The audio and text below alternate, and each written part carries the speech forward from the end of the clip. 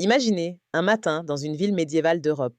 Les marchés sont ouverts, les navires arrivent au port, les rues sont pleines. La vie semble normale.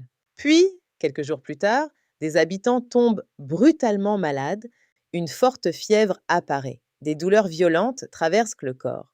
Des gonflements sombres apparaissent sous les bras, sur le cou ou à l'aine. Très vite, la peur s'installe. Nous sommes au XIVe siècle et l'humanité est en train de traverser l'une des pandémies les plus meurtrières de son histoire, la peste noire. Entre 1347 et 1352, cette épidémie touche de nombreuses régions d'Europe occidentale, d'Asie centrale et d'Afrique du Nord. Aujourd'hui, les historiens estiment qu'environ 25 à 50 millions de personnes auraient perdu la vie. Dans certaines régions touchées, jusqu'à 60% de la population aurait disparu.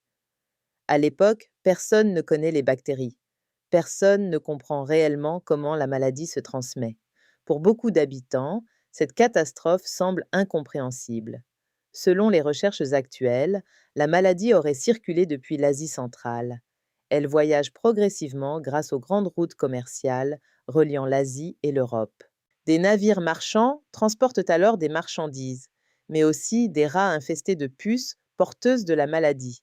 Lorsque certains bateaux arrivent dans des ports méditerranéens en 1347, l'épidémie commence à se propager rapidement, port après port, ville après ville.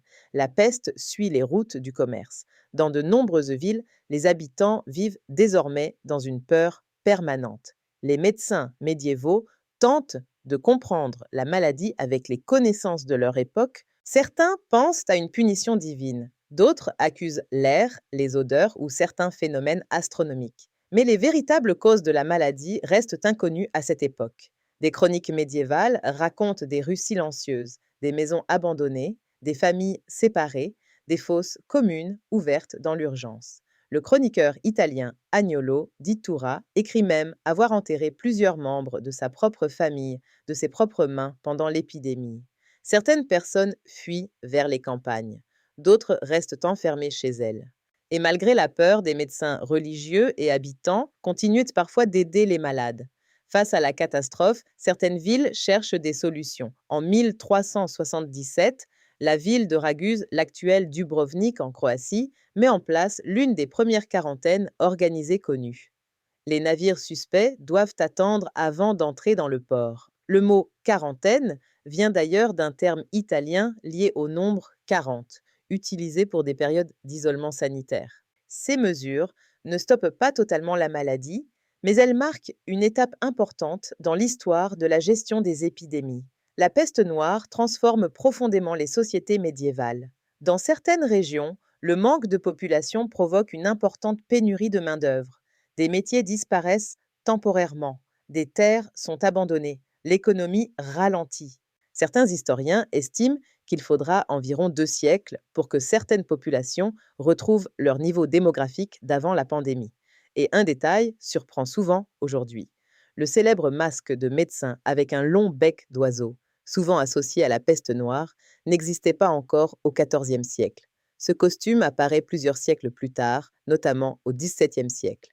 La peste noire reste aujourd'hui un événement majeur de l'histoire mondiale, par son ampleur, par ses conséquences humaines, mais aussi parce qu'elle montre comment les sociétés réagissent face à une crise qu'elles ne comprennent pas encore. Et derrière les chiffres, il y avait des millions de vies humaines, des familles, des enfants, des villes entières bouleversées.